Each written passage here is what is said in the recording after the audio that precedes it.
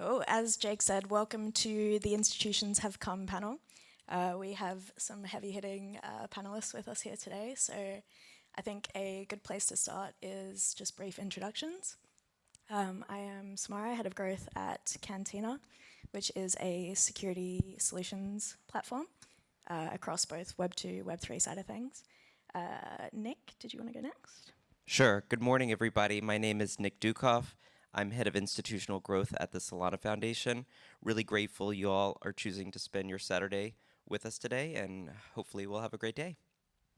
Hey, good morning, everybody. My name is David Hill. I'm one of the lead blockchain engineers at Fidelity Investments. Fidelity Investments is a very, very large company, as I'm sure a lot of you are aware. I work for what we call FCAT, which is Fidelity Center for Applied Technologies, and we're kind of investigating the upcoming trends in blockchain and crypto space for the next couple of years. So that's where we're kind of focused. Been in the space for about 7+ years now. Hey everyone, I'm Nikhil, Raghuveera, co-founder and CEO of Predicate. Predicate in the blockchain space allows developers and organizations to build on-chain policy infrastructure. Essentially, they use Predicate to be able to enforce any type of pre-transaction rule for what can go through an on-chain financial product. We'll get into more of what that means, but we have a number of different RWA projects, stablecoin projects, privacy projects that all use Predicate to be able to enforce their specific business, legal, and regulatory requirements. Cool. So to get things started, when people talk about institutions coming on-chain, this can obviously vary depending on the person and their definition of it. So I think a good place to start is for each of you to define what that phrase means to you. Nikhil, Nick? Sure. So I think that's a really good point. And institutions are coming in a variety of areas. One, you've got institutions that are coming on the trading side. For a long time, it has been hard to trade crypto for large financial institutions because prior to this current administration, in some cases, it was illegal for them to do so based on who their regulator was. For example, banks couldn't balance sheet crypto under SAB 121. That was recently repealed under the current administration. And it also was questionable as to what some of these tokens were. Were they a security? Were they a commodity? Were they something else altogether? You've seen joint actions by both the SEC and the CFTC to clarify some of those rules. There's also a new act in Congress, the Clarity Act, that's being debated and worked on, which I think will provide further clarity, thus the name. You've got institutions, of course, on the issuance side for RWA, where you've now got folks like BlackRock, Apollo, Hamilton Lane, Franklin Templeton, all who have issued security tokens on the Solana network. And then you've got some banks that have issued stablecoins like Societe Generale under MiCA, which is the European stablecoin regimes, similar to the Genius Act that recently passed here in the United States. But I think most importantly, what the Genius Act did was it said America is open for business for crypto. And I think that's really given institutions permission to really lean in and begin building on the blockchain. Awesome. I think it's a fantastic question, the idea of what is technically on-chain, and I think it's rather challenging to try to give like a clear-cut definition for what an institution can claim to be on-chain. Because I personally believe there are varying degrees of on-chainness, I think you could say, where I think that there are so many different aspects of, whether it be tokenization or self-custody, there's all these other pieces of it, and if an institution wants to get on-chain, there are so many options out there to make that happen for you.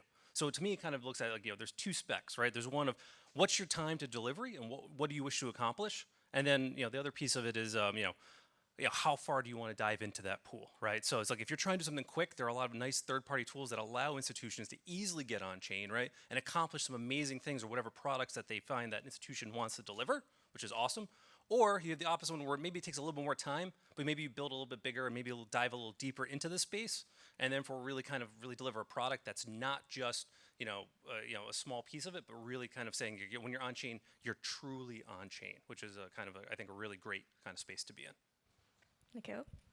Yeah, so I think the way I think of an institution, right, is an existing organization that's been around. So you have crypto native organizations that are developers or brand new entities, but an institution is something that's been around for longer. And then it goes into a world of, so what are they building? Oftentimes institutions are existing in regulated markets where their users are coming in from regulated markets. So Nick, you touched on all the different like recent policy legislation that's happening. There's also other ones, right? Hong Kong also has like their stablecoin act. There's a number of other pieces. But really at the end of the day, it is established organizations that are building, in my mind, on-chain financial products. And why are they building on-chain financial products? It's because of 24/7 access, global liquidity, and composability. That's why they're using a blockchain. Now, there's a whole question around like decentralization, all that, but I actually fundamentally believe it's those three reasons, which is why an institution looks at building an on-chain financial product. So if that's the case, then it's what they're thinking about is, okay, great. They exist in the world of regulation and in the world of legal requirements, as well as like their own reputational requirements, right? And they're servicing their customers who also exist in regulated markets, whether that is the United States, whether that is Europe, whether that is Singapore, wherever that is. They're servicing their customers in regulated markets. So that's really how I think of institutions as established organizations that are like, wait, we are going to be using blockchain technology to be able to deploy financial products. Now, what type of product that is can really vary, right? And then you can get into an entire spectrum for that.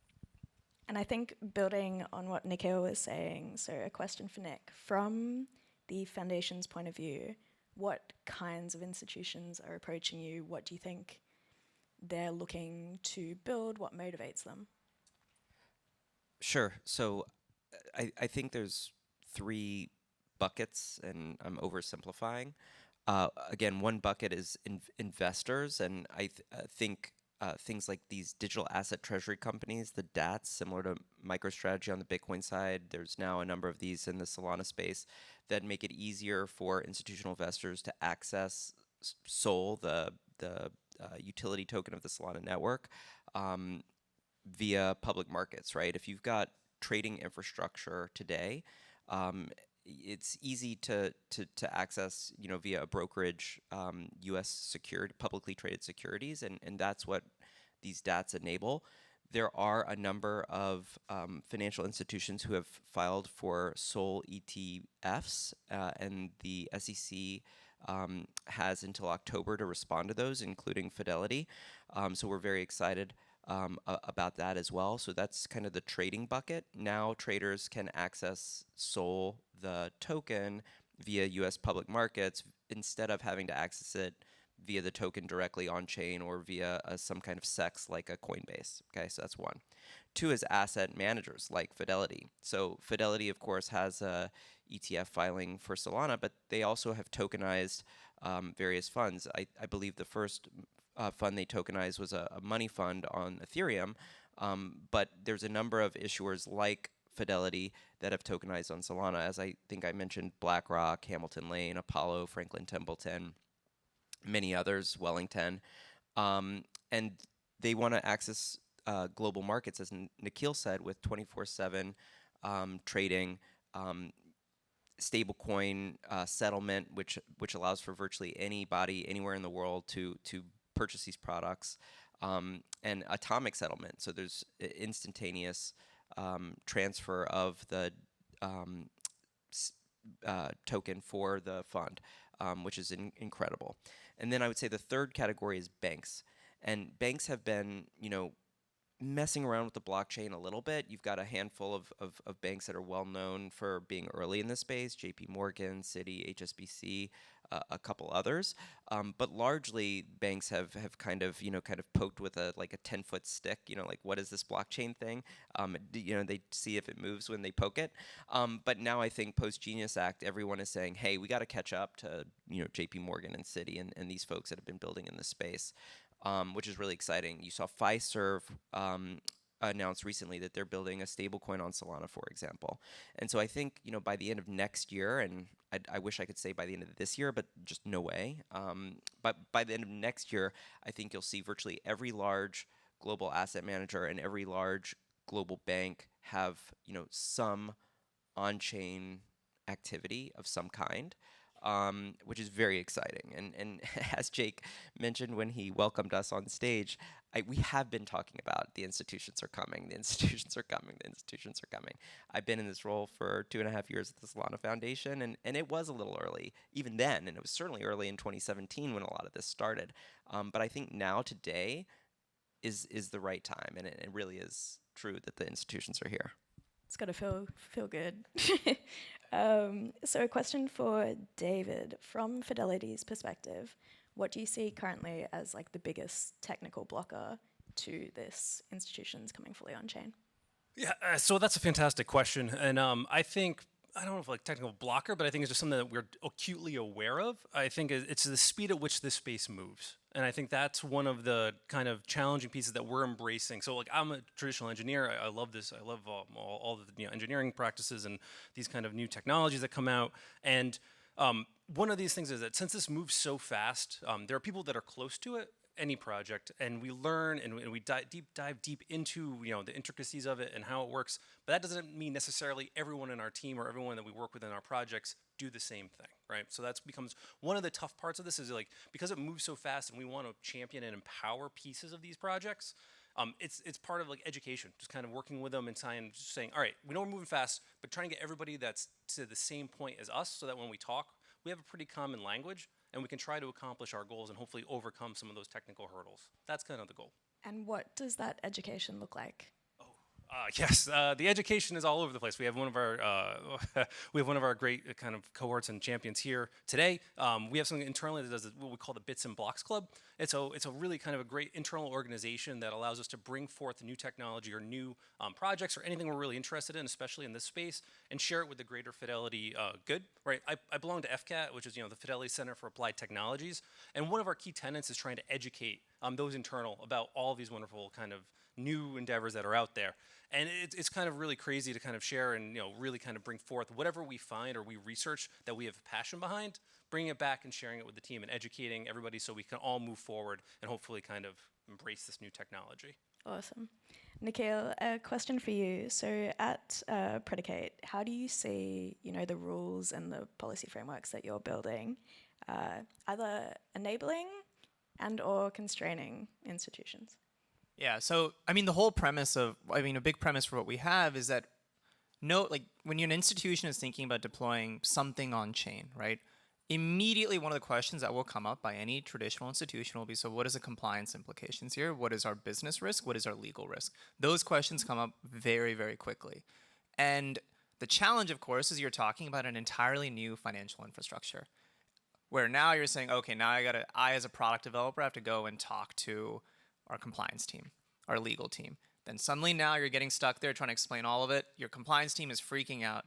Your GC, your counsel is like, what in the world is this? Explain to me how this vault system has a North Korea fund sitting here. We're gonna have, what is a risk that we have exposure to this? Wait, this exploit just happened. How in the world do we avoid getting hit by this, right? So those are the questions that immediately come up.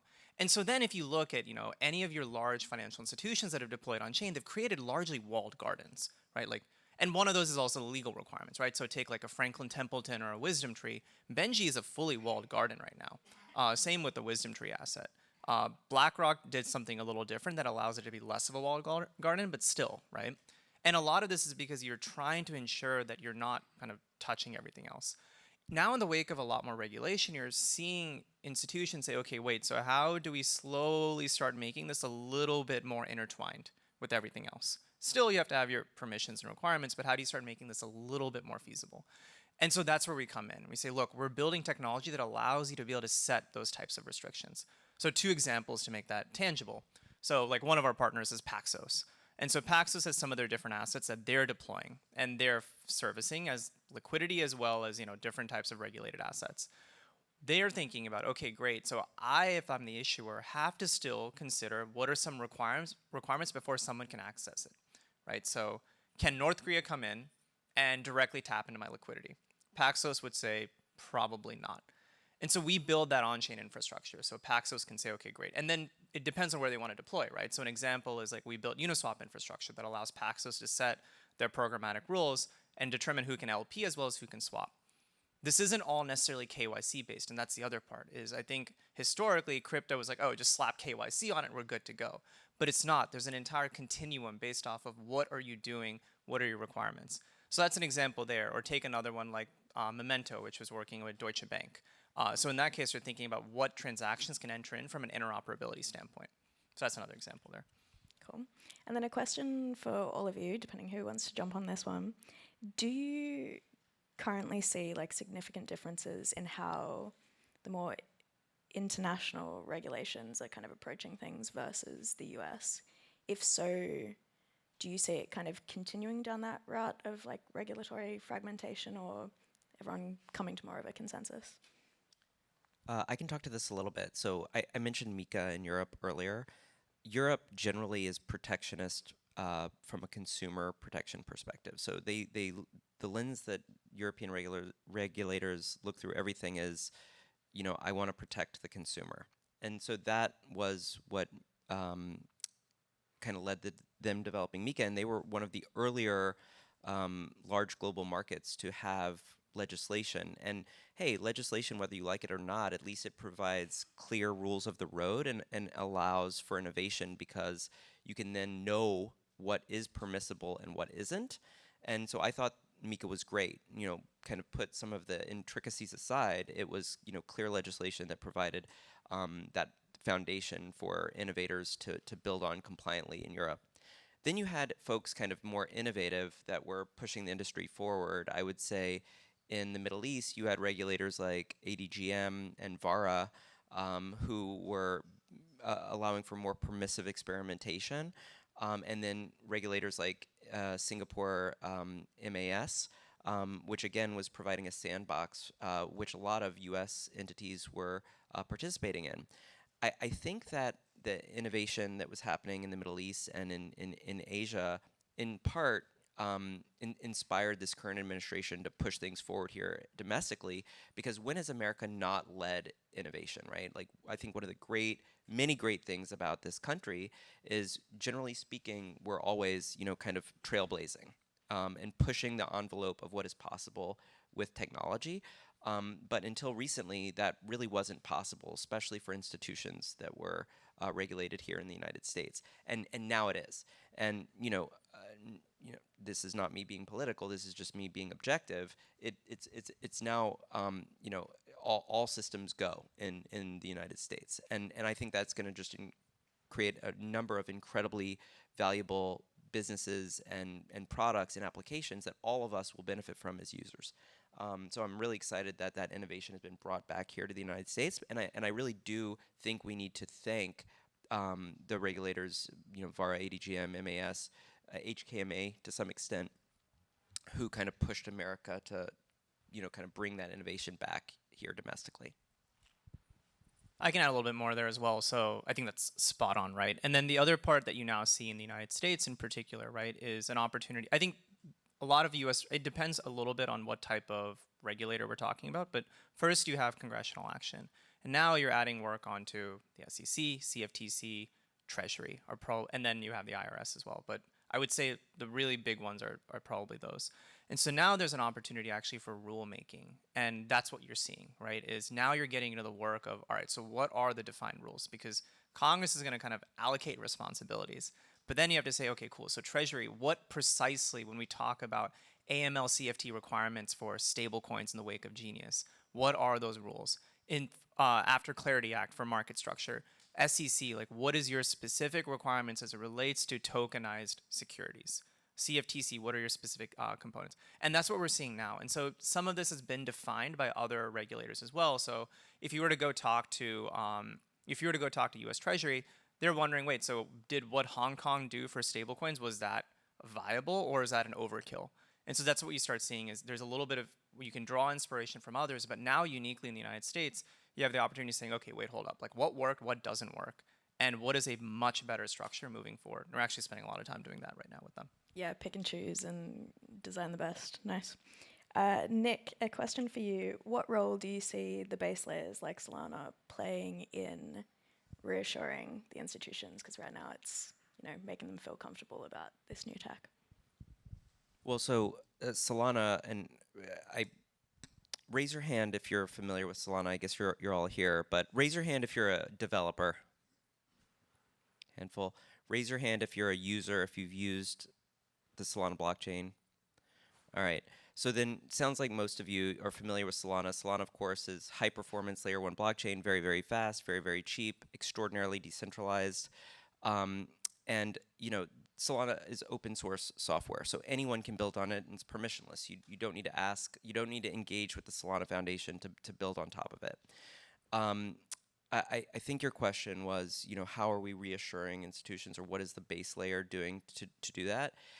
I think the technology is available, and it's pressure tested. It's the most used blockchain in the world. Something like 80% of all blockchain transactions happen on Solana. It's over 100 million transactions a day. Year to date, $2.5 trillion of value has been transacted on the Solana network. So I would say the Solana blockchain is like pretty darn resilient at this point. But what we can do and what we are doing is we're helping on the regulatory side. So Nikhil mentioned, rulemaking. We're still very early in a lot of these dialogues. Solana Foundation recently gave a grant to help start the Solana Policy Institute, which is an organization based in Washington, D.C., that is there to help enable and promote all uses of the public permissionless blockchain. It supports not only the Solana Foundation and the various Solana entities like Solana Labs and Anza, which is the core developer organization, but it supports all of you, all of the builders in the ecosystem, all of the users of the Solana blockchain. And the Policy Institute is led by Kristen Smith, who was previously president of the Blockchain Association, and Miller Whitehouse Levine, who was president of the DeFi Education Fund. And for those of you who've been around this space for a while, these are two like goated leaders in the policy space, and they're now taking and helping carry the flag to support all of the great work that everyone here is doing to make sure that people can build on the blockchain without reprisal. By the way, we saw what happened with Tornado Cash. We believe that development on the blockchain should not be a criminal offense, right? And so these are the types of things that we're trying to help clarify and promote, and make sure that institutions like Fidelity can build freely without the fear of their regulator coming and slapping them on the wrist or worse. Awesome. David, a question for you. So internally, I think Nikhil was talking before about the terror on the faces of legal compliance risk departments. How do teams internally find alignment between those departments?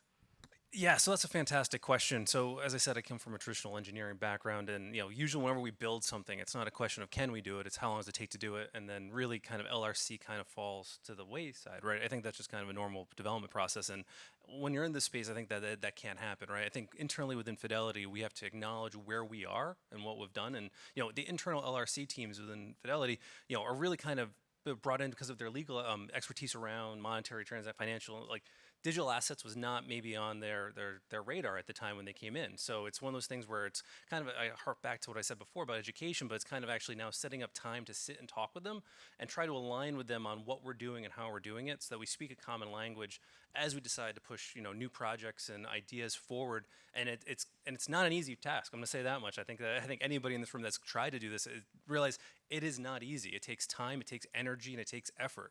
But it's totally worth it in the end, in my opinion, because when you have everybody that might be, initially from LRC that might be a detractor, or say, hey, maybe, have you guys fully thought this through, to by the end of it not just championing us, but actually saying, all right, let's do this, and really be on our side.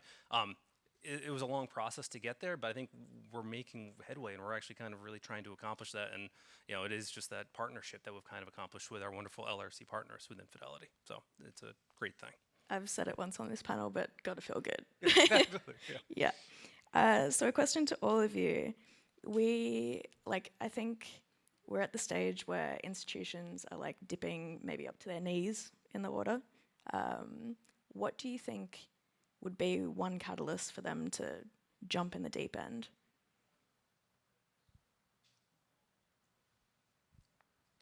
Who wants it? I mean, I think they're deeper than their knees now.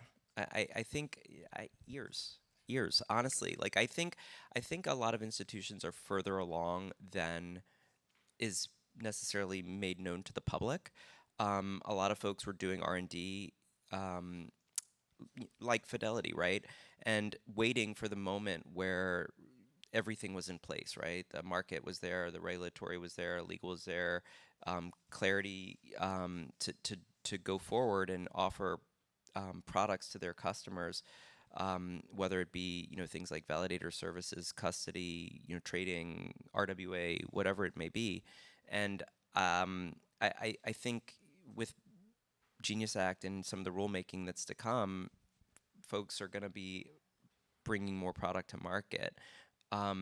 What it takes, though, is, as with anything, profit. I think when companies see some organizations making a lot of money in the blockchain space, and I think Circle's absolutely ripping IPO was huge for the industry. I think that just set everything off in a really great place in this kind of particular run, bull run, whatever you want to call it. Circle being able to not only get out into the public markets, there have not been that many IPOs in the last few years. It's been a pretty cool market. And so for Circle not only to get out, but then absolutely rip, that was huge. And then everybody that's followed, Bullish and Galaxy and Gemini and so many others, Figure, which went out this week, all of those have performed really, really well. So I think you're seeing lots of companies say, hey, maybe we should get in the blockchain space. The DATs have all performed, generally well, right? MicroStrategy made it into the S&P 500 recently, or was being considered for it. And I think now you're starting to see public companies say, hey, maybe we should balance sheet crypto. And then, of course, the asset managers and banks, as they start, their CEOs start talking more publicly during earnings reports. And by the way, virtually every GSIB bank CEO has talked about what they're doing in the blockchain space. Bank of America, Brian Moynihan, Citi, others. And so I think it's go time.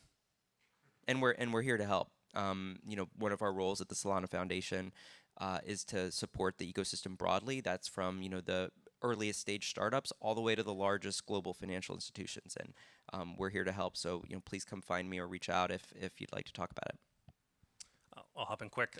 So I love the term catalyst, right? So I think that's a great way to kind of phrase this and say, I wish I could say there was probably just one that would cause this, cause change to happen. But a catalyst is a great term because it's kind of this unknown factor introduced to a system that eventually causes change, right? It might not be instantaneous, it might take time, but eventually the change does occur. And I think that to me is kind of the one piece of this. I think that we have to realize that it is going to take time. I go, these financial institutions that have been created that we use every day were not created overnight. And I think that's something that we have to kind of hold on to, right? We were talking back over there, but I've been in the space 7 years, and it's amazing to see from when I started to where it is today, how far it has come. And it's one of those things that I have to keep reminding myself that it's just the passage of time. And then I'm looking forward to the next 7 years of where is it going. And I think that's kind of what's really going to continue to change and allow people to adopt and embrace this. Is just that. It's that simple factor of time and just being able to wait it out and just kind of encouraging moving forward. That's it. Patience. Yeah. I think of us all building in the blockchain industry to kind of be plumbers.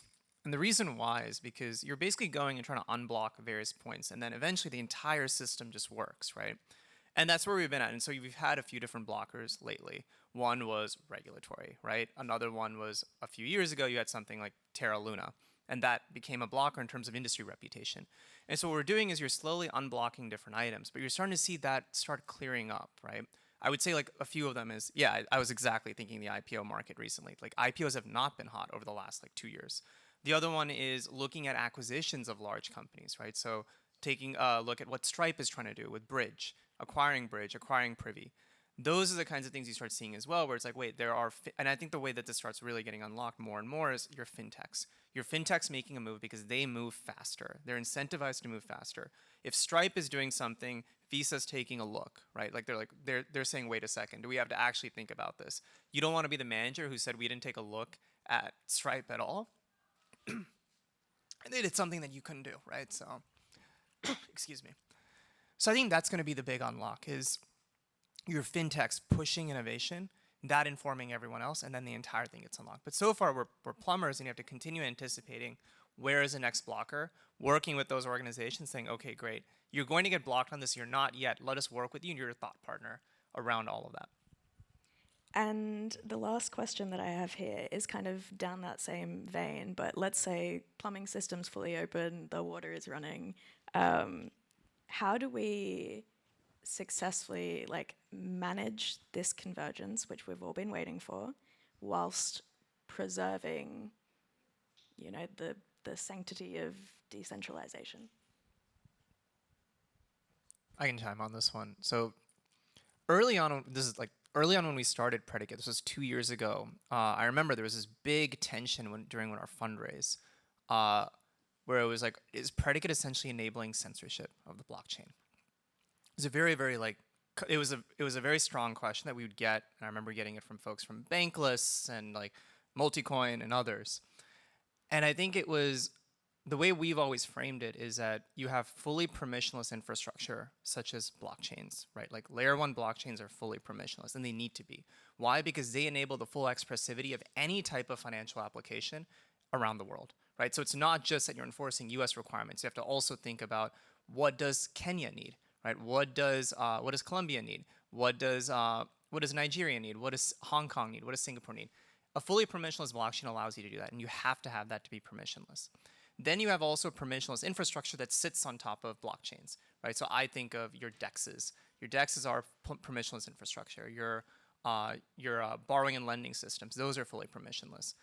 And then where permissions or where you might have different types of requirements is really at the application level. And that is something where you have different organizations really just building financial products, in the case if it's a financial use case.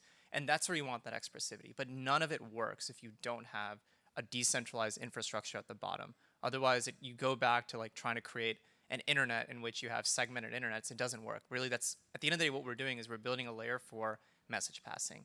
And so upon that is what you build everything else. I think it's a fantastic question. I really do. I think that you brought forth something I had not really considered, or at least I was kind of working through, is what does a clear picture of DeFi convergence look like? And to be honest, I don't have one yet. I'm working through it, and I do believe it's coming. And I think that I think DeFi is something that's in the room that we cannot ignore, right? And it's here. So it's one of those things I think that as it continues to disrupt, we're going to continue to build and kind of embrace it. But I think at the same time, I think as you said, that the guardrails piece of it's something that's more interested to me, right? So in that, I do have some beliefs in, and these are all personal. I do believe there are two pieces or two key tenets that allow us to continue to keep that whole decentralization kind of ethos behind this.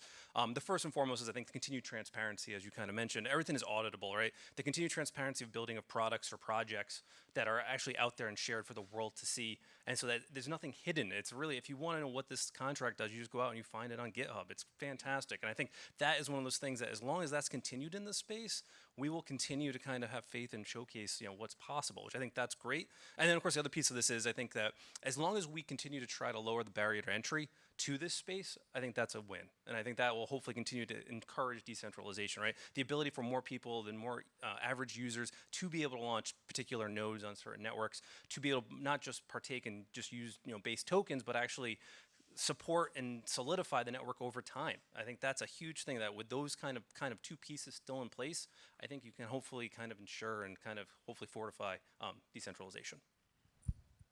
I'd love to open it up if we have a few minutes.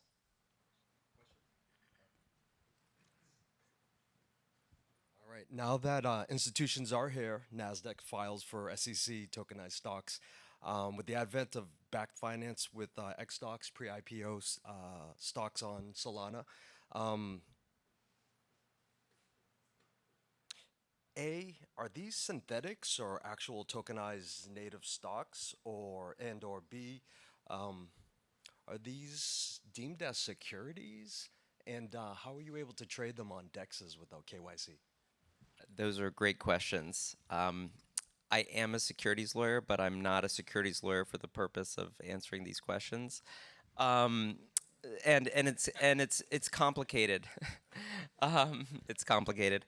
Well, so there's a variety of different ways that you can, one, structure security tokens. It depends on what jurisdiction you're in, what the underlying collateral is, and everyone's taking a different approach. So you've got issuers like Superstate. Superstate announced a week or two ago that they tokenized shares of Galaxy stock on the Solana blockchain. And in that case, you KYC on Superstate, but it's still, your Phantom wallet or whatever your favorite wallet is, where you're holding the Galaxy shares. And once you KYC on the site, you whitelist your wallet. You can then go purchase the Galaxy shares directly on chain. And when you're holding those Galaxy shares, you are the shareholder of record directly for those shares. With some of the other issuers, there's Ondo Global Markets, there's Backed X stocks, there's Denari. In some cases, there's AMM. So, for example, with Backed X stocks, there's pools in DeFi. And so when you go and you swap in for, say, shares of Circle X, which is the X stock version of Circle, what you're getting is a representation token. And in that particular case, Backed is custodying a share of Circle stock, typically via an integration called Alpaca. Alpaca provides APIs that enable omnibus brokerage accounts for these tokenized equities issuers. They then purchase the share of the underlying and hold it until that share is sold. So, don't want to get into all of the details of all of these, but like anything, DYOR, do your own research. This is not financial advice. But the vision of Solana from the beginning was on-chain NASDAQ, the everything trading in a single liquidity venue against one another, a financial everything store, and I think we're getting closer and closer to that. And these types of experiments from different issuers, I think, help push us forward. Thank you. We have time for one more question. I'm allowed. It's fine. So there are a lot of competitors out there for Solana. Layer 1s, you can think of layer 2s like Polygon and Base come to mind. So I'm curious if you can provide any insight as to what that competitive landscape is for getting institutional adoption on Solana. And Nick, I'd like to get your opinion on that. And Dave, you yourself as an engineer at an institution, what are the things that institutions are really looking for as they evaluate these, all of these solutions in order to say, hey, this is going to be the home I'm really going to build on? Okay, that's a fantastic question. From an engineering point of view and from my own personal point of view, there's so many. I think you have to kind of walk into it from an engineering space of best tool for the job, right? I think that's what it kind of starts with for me, from perspective. And there are no projects that stand out. It's always evaluate everything that comes across my desk and try to figure out, okay, twofold, right? It's the old engineering problem, right? What can I build it best in, right? And then how can I support it best?